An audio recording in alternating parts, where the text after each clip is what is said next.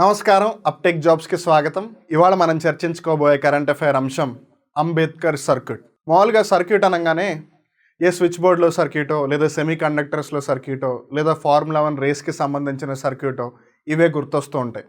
కానీ మన భారతదేశ కేంద్ర ప్రభుత్వం, మన భారతదేశ ప్రజలందరికీ కూడా వాళ్ళ యొక్క చరిత్ర గురించి తెలియాలి, వాళ్ళ యొక్క కల్చర్, వాళ్ళ యొక్క సంప్రదాయం గురించి తెలియాలి. దీనిని దృష్టిలో పెట్టుకునే కొన్ని థిమాటిక్ సర్క్యూట్స్ అనే ఒక ప్రోగ్రామ్ని స్టార్ట్ చేసింది. ఈ థిమాటిక్ సర్క్యూట్స్ అనేది స్వదేశ్ దర్శన్ అనే ఒక కార్యక్రమం ద్వారా నిర్వహించబడుతుంది. స్వదేశ్ దర్శన్ అంటే ఏంటి? మన దేశాన్ని మనమే దర్శించడం అని. యాక్చువల్గా స్టార్ట్ చేసినప్పుడు 15 థిమాటిక్ సర్క్యూట్స్ ఉండేవి. ప్రస్తుతం 13 థిమాటిక్ సర్క్యూట్సే ఉన్నాయి. ఉదాహరణకి రామాయణ సర్క్యూట్. రామాయణ సర్క్యూట్ అంటే ఏంటి? రాముడికి సంబంధించి, రామాయణానికి సంబంధించి ఏవైతే ముఖ్యమైన ప్రదేశాలు ఉన్నాయో, ఏవైతే ముఖ్యమైన స్థలాలు ఉన్నాయో వాటిని సందర్శిస్తూ ఒక రూట్ అన్నమాట. అలా దాన్ని రామాయణ సర్క్యూట్ అన్నారు.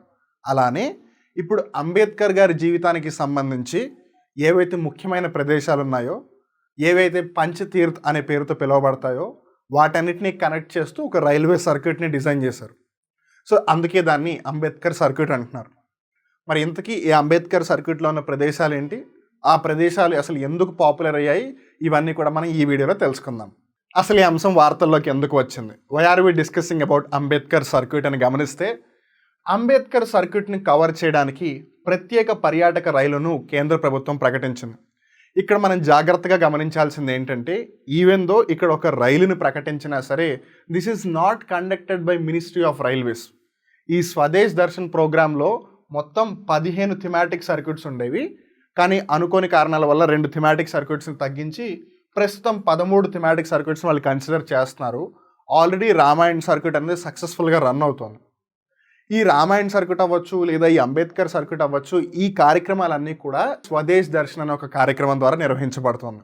ఈ కార్యక్రమాన్ని నిర్వహిస్తోంది మినిస్ట్రీ ఆఫ్ టూరిజం, పర్యాటక మంత్రిత్వ శాఖ నిర్వహిస్తోంది, not ministry of railways. So ఆ విషయం జాగ్రత్తగా గుర్తుపెట్టుకోండి.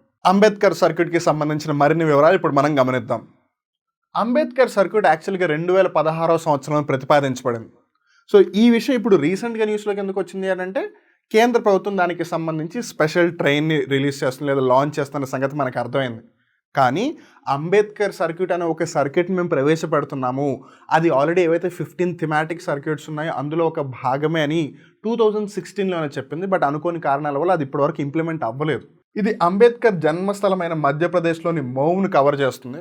సో ఇక్కడ మనం జాగ్రత్తగా గమనించినట్టయితే మనందరికీ తెలిసింది ఏంటిది?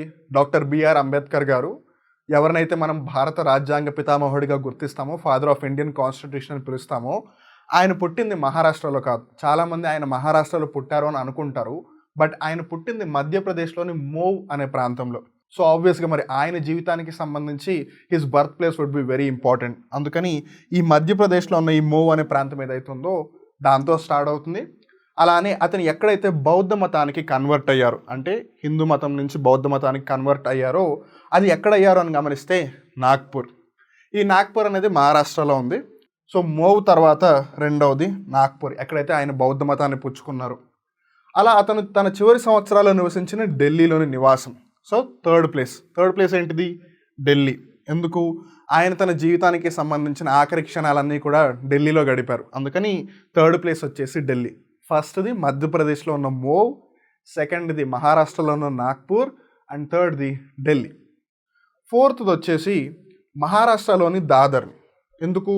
అతని మృతదేహాన్ని అక్కడే దహనం చేశారు కాబట్టి. సో ఫోర్త్ ప్లేస్ వచ్చేసి ఇక్కడ మహారాష్ట్రలో ఉన్న దాదర్. సో మనకి ఇక్కడ ఎన్ని ప్లేస్లు వస్తున్నాయి? మోవ్, నాగ్పూర్, ఢిల్లీ, దాదర్, 4 ప్లేస్లు వస్తున్నాయి. ఈ 4 ప్రదేశాలు కాకుండా ఇంకో 5వ ప్రదేశం ఏంటి అంటే లండన్. ఎందుకంటే ఆయన అక్కడే చదువుకున్నారు కాబట్టి. సో అలా మోవ్, నాగ్పూర్, ఢిల్లీ, దాదర్. గుర్తుపెట్టుకోండి, దాదర్ ముంబై నగరంలోనే ఒక ప్లేస్ అన్నమాట. సో దాదర్ తర్వాత లండన్, ఈ 5టిని కలిపి వాటిని పంచతీర్థ్ అనే పేరుతో పిలుస్తున్నారు. సో మనం ఇందాకే తెలుసుకున్నాం ఏమని అంటే, ఈ స్వదేశ్ దర్శన్ అనే కార్యక్రమంలో భాగంగా ఆల్రెడీ 15 థిమాటిక్ సర్క్యూట్స్ ఉన్నాయి. అందులో 13 వాళ్ళు ప్లాన్ చేస్తున్నారు. అనుకోని కారణాల వల్ల 2టిని తగ్గించారు అని.